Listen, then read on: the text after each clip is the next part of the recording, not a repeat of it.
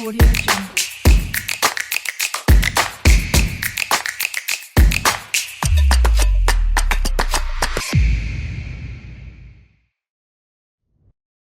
Përshëndetje për krejt juve që na ndihni gjithmonë. Jemi sot në dita me ne me mua Diorën, edhe sot si çdo herë tjetër do të vijojmë me bisedën në studio e në kuadër të kësaj bisede dhe në kuadër të muajit mars, i cili dim që ja atribuohet muajit të ndërgjegjësimit si dhe muajit të logopedisë. Kemi të ftuara dy logopete shumë të veçanta. Sot jemi me Dete dhe Mirgena Preniçi, të cilat na kanë ardhur nga ordinanca Linguamet, kështu që ne po shfrytëzoj rastin që edhe ti falenderojmë sepse i kemi dy të ftuarat këtu në studio me ne. Vajza, faleminderit shumë që keni gjetë sot kohë përkundër angazhimeve dhe ndoshta sfidave që keni atje në ordinanca dhe takimeve të shumta, keni gjetë sot kohë për dita me ne. Faleminderit shumë, edhe po shpresoj që kemi menduar këshilla edhe për shikuesit e sidomos për prindërit edhe fëmijët. Faleminderit shumë. Faleminderit juve, është kënaqësi. Unë kisha dashur me nisë ndoshta pikërisht pasi që është edhe muaji i logopedisë dhe ne jemi munduar që edhe gjatë muajit të kemi kohë pas kohë edhe intervista me logopede dhe po ashtu edhe me juve sot që të flasim për logopedinë. Ndoshta mundeni me na tregu se çfarë është logopedia dhe çka studion, me çka merret ndoshta në pika të shkurta. Logopedia është fushë e cila bën pjesë të shkencave shëndetësore terapeutike. Ajo mirret me parandalimin e çrregullimeve gjuhësore, me diagnostikimin e tyre, me vlerësimin e tyre, probleme në komunikim, probleme gjuhësore, probleme në të folur, mandej edhe me probleme të tilla si disleksia, thënë më ndryshe probleme në shkrim lexim, dislalia, çrregullime të artikulimit, mandej edhe probleme të tilla më të komplikuara si disfagia, probleme të gëlltitjes ose disfonia, probleme të zërit. Logopedia është një gamë e gjerë që përfshin shumë çrregullime, mirë po këto janë disa më kryesore që i hasim punën tonë klinike të përditshme. Po, ndoshta kur të vjen edhe tek logopedia dhe sidomos të trajtimi, është mjaft i rëndësishëm edhe intervenimi. Ndoshta Dete mundesh me na tregu pak edhe sa i përket intervenimit të hershëm edhe kur do të më bëjë ndoshta vizita e parë te një logopede, dhe ndoshta neglizhojmë pak këtë punën që i çojmë, po mendoj i vizitojmë fëmijët pak ndoshta vonë kur është. Intervenimi i hershëm apo ndryshe ne quajmë si procesin e identifikimit të hershëm të çfarëdo vështirësie që kemi. Zakonisht çdo herë qëllimi i intervenimit të hershëm është që me bu sa më herët identifikimin e atij çrregullimi dhe me fillu menjëherë me trajtimin e tij. Se çdo herë jo vetëm në pjesën logopedike, po në çdo diagnozë tjetër shëndetësore, sa më herët që bëhet identifikimi i vështirësisë, aq më të lehta do të jetë pjesa e trajtimit dhe aq më shumë gjasa do të ketë përmirësimi i asaj situate. Edhe sa i përket pyetjes së dytë, kur duhemi me vizitu logopedin, varësisht prej vështirësisë që fëmija ka, po zakonisht ne bazohemi në ndo kritere, ku ato kritere përfshin aftësitë që një fëmijë duhet me i posedu në një moshë të caktuar kalendarike. Për shembull, nëse fëmija i ka 2 vjet, ai fëmijë në fjalorin e tij duhet me i posedu 50 deri në 200 fjalë, po në njëjtën kohë, ai fëmijë fillon që me bë kombinimin atyre fjalëve, me bashku fjalë që me kriju fjali të shkurtëra për me përçu mesazhe. Për shembull, mam uj, ku në këtë mënyrë dëshiron me përçu mesazh. Nëse fëmija e ka 2 deri në 3 vjet, fjalori fillon vetëm me u rrit, fëmija duhet me posedu 200 deri në 1000 fjalë. Në të njëjtën mënyrë bëhet edhe rritja e fjalisë dhe mënyra se çysh bëhen përçimi i mesazheve. Pastaj me kalimin e kohës, 3 deri në 4 vite, 1500 deri në 2000 fjalë, po këtu nuk janë kriteret e vetme të cilat duhemi me u bazu. Për shembull, në pjesën e artikulimit, tingujt të ndryshëm kanë mosha të caktuara në cilat duhet me u zhvillu.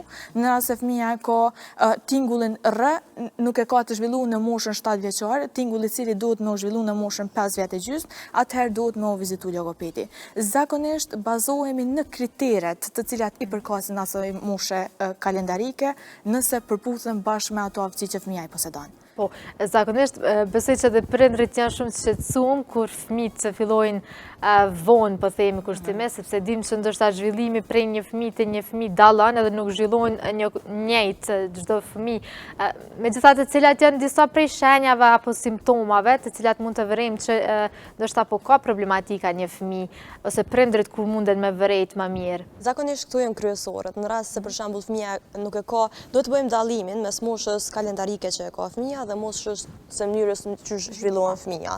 Në rast se, për shembull, mosha kalendarike është 4 vjeçare dhe fëmija nuk din me tregu një ngjarje, nuk din me u përgjigj pyetjeve të cilat ne i bëjmë, atëherë është shqetësues. Në rast se fëmija për shembull është në moshën 3 vjeçare dhe nuk formon fjali të shkurta, prapë është shqetësuese.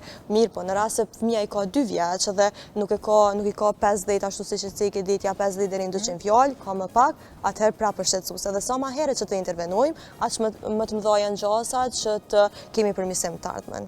Po, cilat ndoshta sepse di që edhe jo duke qenë edhe bashkë themeluese, njëkohësisht të ordinancës Lingu Ahmed, jeni drejt për drejt aty dhe çdo ditë keni punë dhe rutinë dhe profesion njëkohësisht, cilat ndoshta janë më të shpeshta, cilat problematika kur është fjala për e folura ndoshta tek gjua? Zakonisht janë çrregullimet e artikulimit, është belbësimi apo ndryshe vështirësia ose mos rrjedhshmëria të folurit, janë çrregullime të tjera si të nxënit, ku përfshihet disleksia, disgrafia, diskalkulia, po në njëjtën kohë kemi edhe çrregullime të tjera të cilat janë pak më pak të shprehura në aspektin logopedik, janë çrregullimet e gëlltitjes, çrregullimet e zërit dhe të ngjashme. Po, cilat ndoshta ju bjen më shumëti apo i ndajeni varësisht? Zakonisht i ndajmë, po më shumë të diagnoza më shpesh janë vonesa gjysore. Do me thonë, numri më i madh i çrregullimeve që kanë lidhje me të folurin ka të bëjë me vonesat. Po, cilat do të ishin disa prej faktorëve ndoshta që ndikojnë në të folur? Ka shumë faktorë që ndikojnë në të folur. Në fakt, është faktori gjenetik, një faktor mjaft i rëndësishëm. Nëse e marrim për shembull, nëse një fëmijë ka një histori familjare të problemeve me të folur, që nëse ka një familjar ose disa familjar që kanë probleme në të folur, atëherë automatikisht ai fëmijë ka predispozita ose gjasa më shumë që në të ardhmen të ketë probleme në të folur. Janë faktorët ambiental ose faktorë mjedisor që në kupton sa ka qenë fëmija i stimuluar, sa është i stimuluar aktualisht ose sa është ekspozimi ndaj teknologjisë. Mandej një faktor shumë e rëndësi është dëmtimet e dëgjimit, në rast se fëmija ka probleme me dëgjimin. Në këtë rast ka probleme mandej edhe me të folurën, ka faktor neurologjik, faktorët emocional, e kështu me radhë. Dhe më thënë është një gamë e gjërë e faktorëve të cilët mund të ndikojnë në mënyrë direkte ose indirekte në të folurën e një fëmije. Po, zakonisht kemi dëgjuar që fëmijëve duhet me ju fol ashtu siç ju fol një të rritur, edhe pse ne ndoshta e kemi këtë tendencë me ju fol si fëmijë dhe ndoshta edhe ne me hyrë në atë botën e tyre, po themi. A mendoni që edhe në fakt si duhet me i folë ndoshta një fëmijë? Në fakt është gabim nëse një fëmijë i flasim në mënyrën siç ai flet, për shkak se ne të gjithë kemi mësuar të folurën përmes modelimit. Modelimin në kupton, ashtu siç e dëgjojmë, ashtu edhe ne flasim. Nëse një fëmijë e dëgjon prindin duke folur si bebe, ai automatikisht e modelon të folurën bebe. Kështu që është gabim dhe indikon mandej fëmijës edhe në zhvillimin e tij emocional, po edhe në zhvillimin gjysor. Po mirë, po.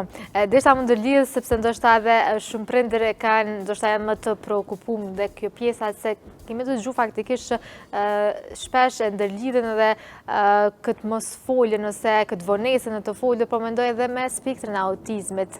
Bëhemi kështu ndoshta ekspertë edhe ne duke mos ditë ose duke marrë shumë informata njëkohësisht. A është e vërtetë që ndoshta pikërisht këto vonesat në të folur lidhen me spektrin e autizmit apo jo?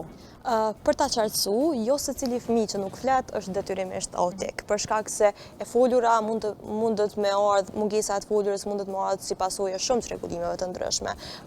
Autizmi, për me theksu ma qartë se çka është autizmi është çrregullim neurozhvillimor, i cili e prek të folurën, perceptimin, mënyrën se si fëmia e percepton edhe e merr informacionin dhe jep atë, po ndikon edhe në sjelljen.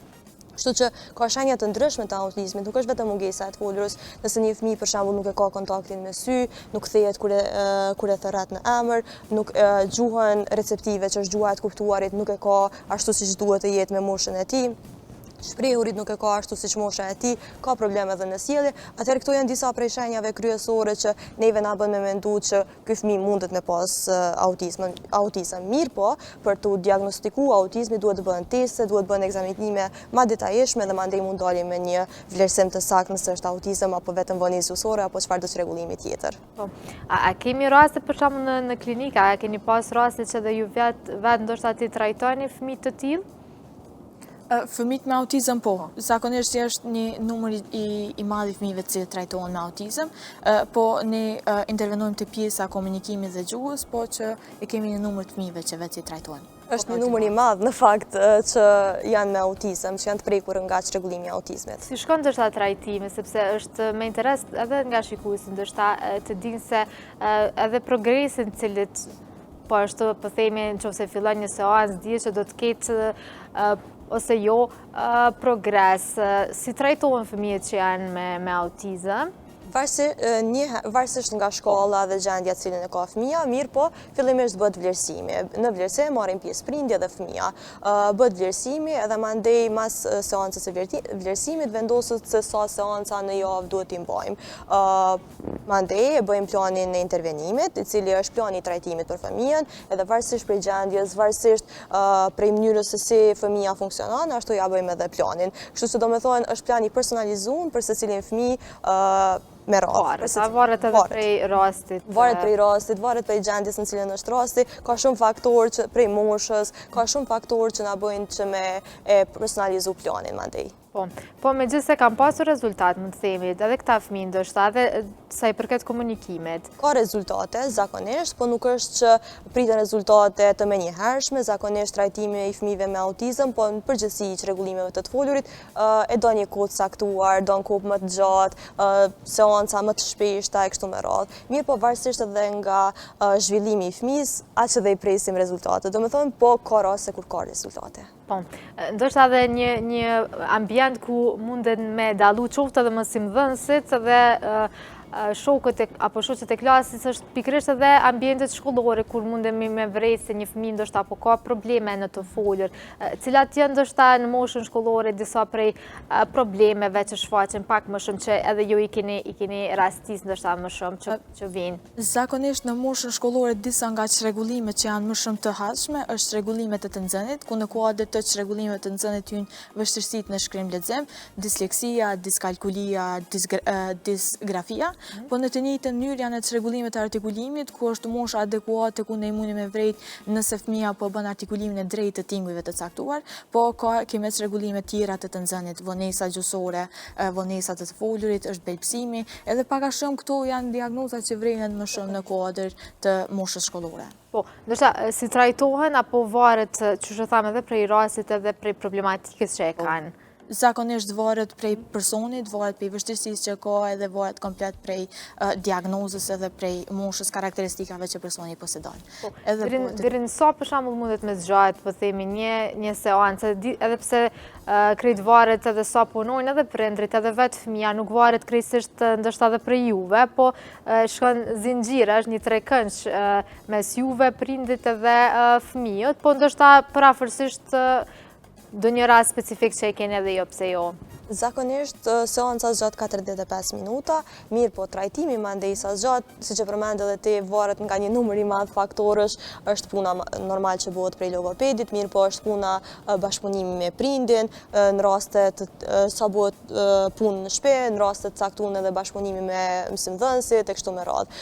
Është një trekëndsh në cilin duhet të punojnë gjithë që me pas një rezultat sa më shpesh, po mandej një faktor i rëndësishëm është edhe diagnoza. Varësisht diagnozës, zgjat edhe trajtimi.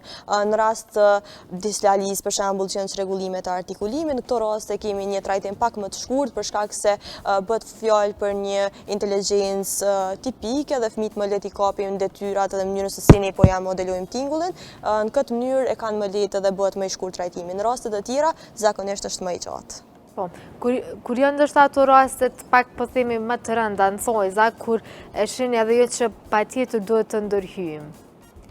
Në rastet pak më të rënda, nëse mund t'i quajmë ashtu, janë rastet e autizmit të shkallës së parë, për shembull, ose të shkallës së dytë, që janë pak më të rënda, ose rastet e tjera që vijnë prej çrregullimeve neurologjike, është më e vështirë të bëhet ndërhyrja dhe më i gjatë është trajtimi. Po, ndoshta tash edhe profesioni ja determinon sepse jeni edhe bashkë themeluesit të Linguamed, du me ditë pak edhe ndoshta dhe krejt idenë e themelimit të ordinancës, duke qenë se jeni mjaft edhe të reja në moshë edhe ndoshta keni ndërmarrë këtë hapsa të guximshëm, po aq edhe të suksesshëm po theme. Kujt ishte ideja ndoshta që pikërisht të hapni ordinancën edhe të hapni aq më tepër bashkë?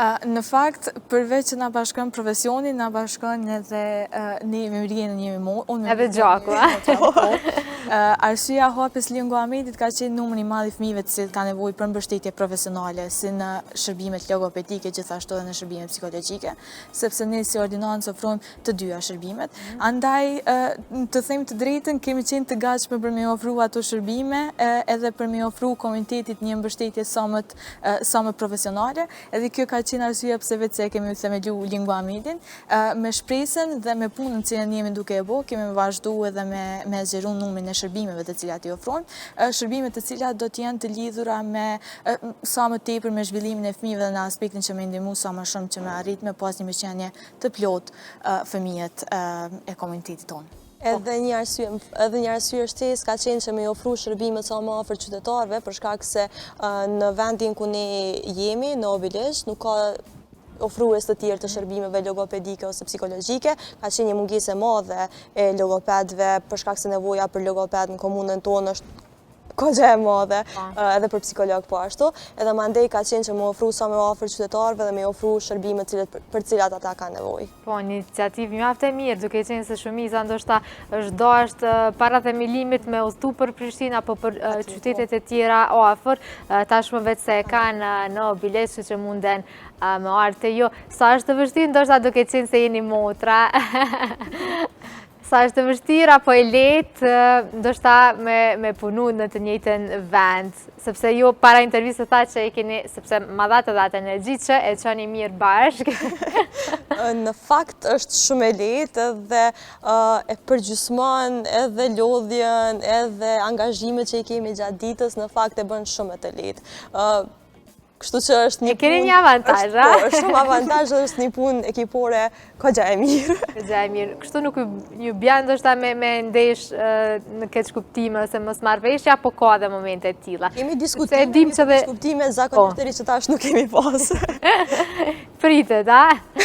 Urojmë që mos keni, po edhe me pas diçka nuk është e jashtëzakonshme, sepse ndoshta edhe puna, ambientet e punës pak e determinojnë. Sa po janë ndoshta të interesuar, meqense se e përmendet që ka një mungesë të shtuar, sidomos në qytetet e tjera, duke qenë se po më duket që krejt fokusi është në Prishtinë, në kryeqytet, edhe ndoshta edhe qytetet e tjera fatmirësisht kanë filluar dhe janë vetëdijsuar dhe po kemi ordinanca dhe klinika, po a keni vrejt ndoshta sa janë të interesuar dhe të vetëdijshëm që me ardhë dhe me i pru fëmijët, por edhe të rriturit, jo vetëm fëmijët. Është një numër i madh, në fakt është një numër shumë i madh i të interesuarve, edhe është mirë për faktin se kanë filluar me qenë më të vetëdijshëm kur diçka nuk shkon në rregull me zhvillimin e fëmijës tyre, qoftë në aspektin psikologjik ose në aspektin logopedik, edhe kjo mandej edhe çon rezultate më të mira. Kështu që është mirë që është rrit vetëdia qytetare dhe mandej edhe numri i fëmijëve normalisht është më i madh, se e dinë ku duhet të drejtohen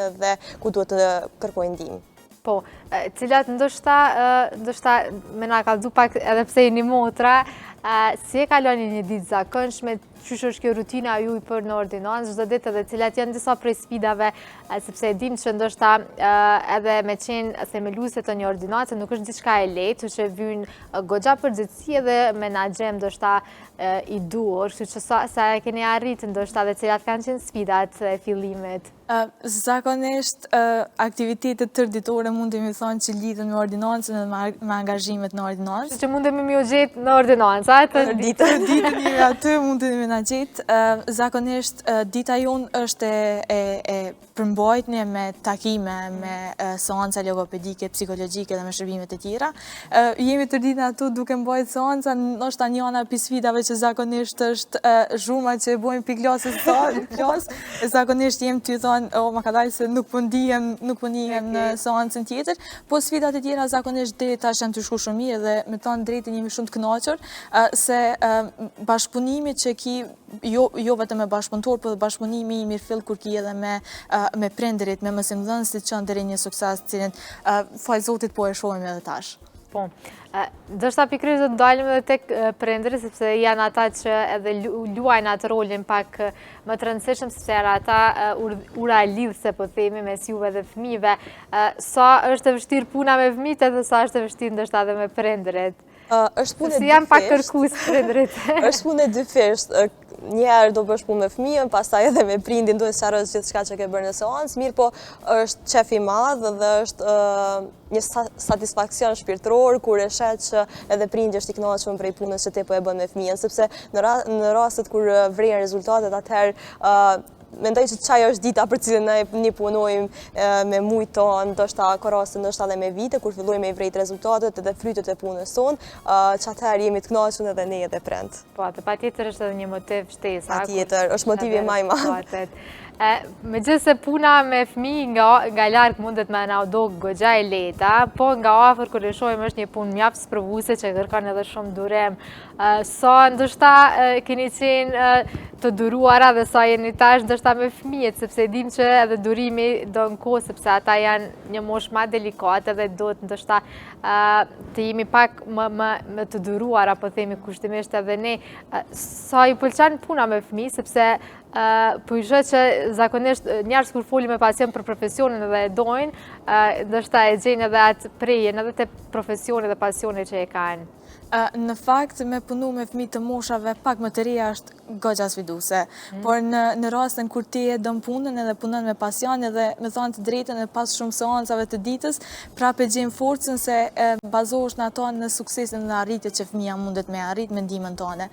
Në këtë rast mund të më thënë në mënyrë të qartë që në rast se nuk ke vullnet edhe dëshirë ndaj punës është shumë sfiduese, po për vete edhe për Virgena mund të më fol hapta se që puna ndikon të motivon edhe është një përmbushje shpirtërore kur është në momentin që fëmia vetë se po arrin me pas sukses pas trajtimit që ne kemi ofruar. Po, a ka pas ndonjë moment që keni thonë ndoshta pak kemi gut, po ndalemi ose diçka të tillë, po mandej ka kaluar ajo ditë ka ardhur dita tjetër edhe keni vazhdu. Në momente të tilla kemi krejt ne. Kemi gjithë si terapist, mendoj që shumë herë brenda ditës ti mendon që je më i miri, mandej shumë herë brenda ditës tu dikon diçka s'është në rregull, kështu që janë ulje ngritje të profesionit që gjithë i kemi, mirë po e rëndësishmja është që prapë vazhdojmë me jep më të mirën për secilin klient që kemi të pranishëm. Po, kemi dëgjuar që edhe vetë terapistët ka nevojë për një terapist. Shumë ka nevojë për një terapist. Kështu që po, është punë që mundet me ngarku edhe në aspektin emocional edhe fizik edhe krejt, mirë po në fund të ditës mendoj që secili kemi nevojë, çashtu që edhe ti për një terapist tjetër, po e rëndësishmja është që mos me ndalë dhe me vazhdu drejt asaj që ne kemi marrë si profesion ose si mision, se nga njëherë këto shkenca shëndetësore terapeutike dhe mjekësia në përgjithësi është edhe mision. Kështu që kur e vendos, mandej veç vazhdon edhe këto uljet edhe ngritjes i merr si pjesë normale të punës. Nuk i merr as pak. Megjithëse sa ndikojnë ndoshta në aspektin emocional dhe sepse dim që sidomos e tha edhe vetë Mirgena që ndikojnë padyshim edhe janë pjesë gjithmonë e ditës, ndoshta edhe jetës, sa ndikojnë në rastet për shembull që i keni, qoftë edhe kur e përfundoni atë orarin e juaj, edhe kur shkoni në shtëpi, ndoshta gjithmonë jeni në mendje tek raste specifike, po themi, a ka këso ndikime edhe tek ju, sepse ashtu që e dim edhe tek psikologët, edhe tek ata që zakonisht merren me shëndetin mendor, ka preokupime të tilla sepse nuk mundet me u shkëput për profesionet. Zakonisht ka ndikim shumë të madh. Ne shumë shpesh e gjejmë veten duke komunikuar dhe duke fol vetëm për raste jashtë orarit të punës, jem të fol për planin e trajtimit ose për diagnostikim ose për vlerësimin, në fakt për vlerësimin e fëmijëve të ndryshëm, edhe veç e gjejmë duke fol edhe jashtë orarit të punës, po ka shumë ndikim. Zakonisht nuk mundet me u krahasu ndjenja mas përfundimit të seancës, edhe vren që i kemi arrit gjitha objektivat që kemi pas për brenda seancës, edhe vren që janë të gjitha prej tyre me përqindje të larta. Edhe nuk ka ndonjë ndjenjë pak më të mirë, nuk ka ndonjë ndjenjë më të mirë e cila mundet me u pagu për me përjetu. Po gjithashtu ka edhe ditë kur seanca fëmia nuk arrin me pas ndonjë performancë edhe në një seancë, detyrimisht edhe tek te si terapist ka me ndiku mos performanca fëmijës. Po zakonisht tentojmë në të gjitha raste me qenë me motiv të plot, me energji të lartë, që me arrit që energjia jonë me u transmetu edhe të fëmija, që në këtë mënyrë me kriju një farë balanci për të dy palët, që me pas ndikim të dy palët për në aspektin pozitiv. Po, a jepni njëra tjetrës këshilla, ose cila është ajo që jep këshilla më shumë, sepse di që tek motrat, dikush pak ngan më shumë, dikush jep këshilla pak më shumë, apo jeni të dyja? Jem barabart, po mundemi me thonë që jem mbështetësit më të mëdhajat njëra tjetrës, po dhe kritikuset më të mëdhajat njëtën kohë, kështu që është një pasyrë ku ndalim edhe sheh vetën edhe thu, këtu je mirë, këtu mundesh më përmisu ma shumë, kështu që zakonisht shkon dita dhe me kështu që këtu do të me përmisu ma shumë, këtu mundemi me punu ma shumë, këtu jemi shumë mirë në këtë formë. Po, edhe e din që po vjen për një njeriu që nuk ta thot me të keq, kështu që i merr për bazë dhe krejt ato këshillat. Meqense thatë edhe ndoshta edhe kjo puna mas orarit dhe pauzat që i keni, gjithçka ndërlidhet me profesionin, cilat ndoshta janë ato problematika që i ka logopedia si profesionet që ndoshta nuk vrehen. Lodhja që zakonisht nuk shihet. Është një lodhje e madhe në fakt, pas punës e një logopedi është një lodhje. Pas seanca për shembull mundeni me pas çdo ditë apo 8-9 secila, do me thonë 8-9 8-9 ditë, jam ande edhe seancat e psikologës, mos e harrojmë, se është pjesë e ekipit. Është lodhja, është bartja e përgjegjësisë për një trajtim. Edhe ma ndej bartja e përgjegjësisë për secilin klient që e ki në trajtim. Janë ullit në ngritjet e tua emocionale, ka shumë që fshihet prapa ati terapistit buzëqeshur që e hap derën kur vjen prindi dhe ati terapistit që përçon shpresë kur raporton te prindi. Patjetër, ndoshta edhe përkundër atyve që ju jeni duke i tejkalu në jetë, duhet me pas gjithmonë këtë energji dhe shërbimin me e ofru.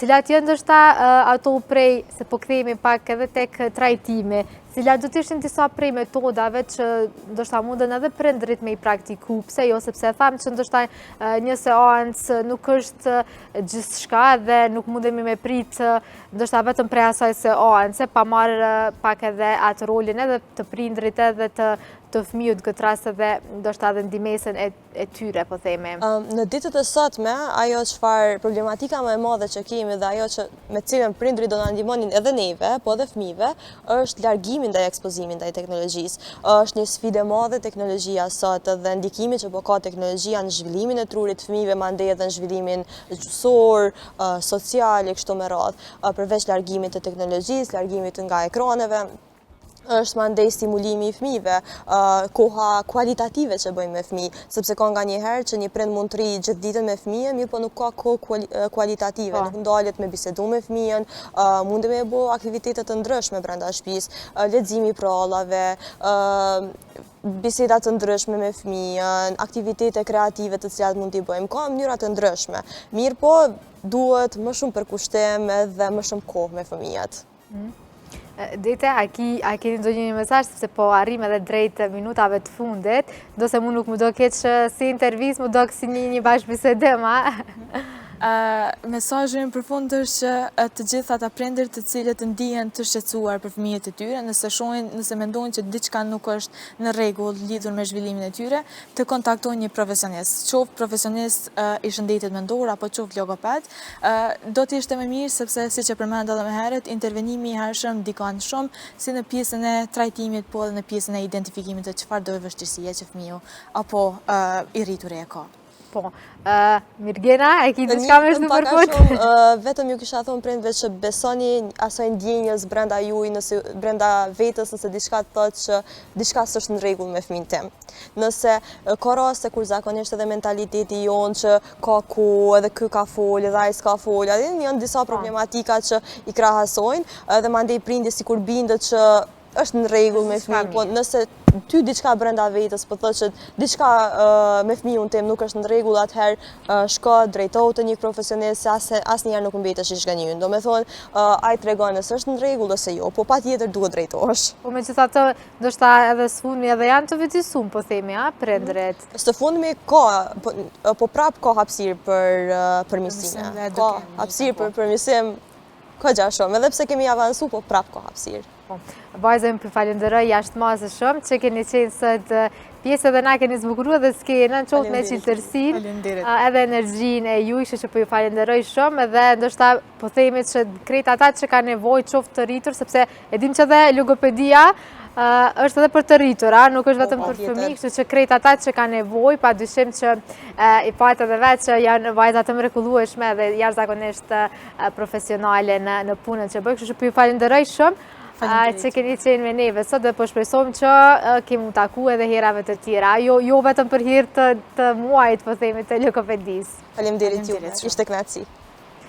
Faleminderit edhe juve, shikues të dashur që na keni dëgjuar dhe keni qenë me neve, po shpresoj që keni dëgjuar pak më shumë se mua këshillat e logopedeve, Detës edhe Mirgenës, të cilat i patëm nga ordinanca Lingu Ahmed. Faleminderit edhe juve që keni qenë me neve gjatë gjithë kësaj kohe e ne takohemi herës që vjen.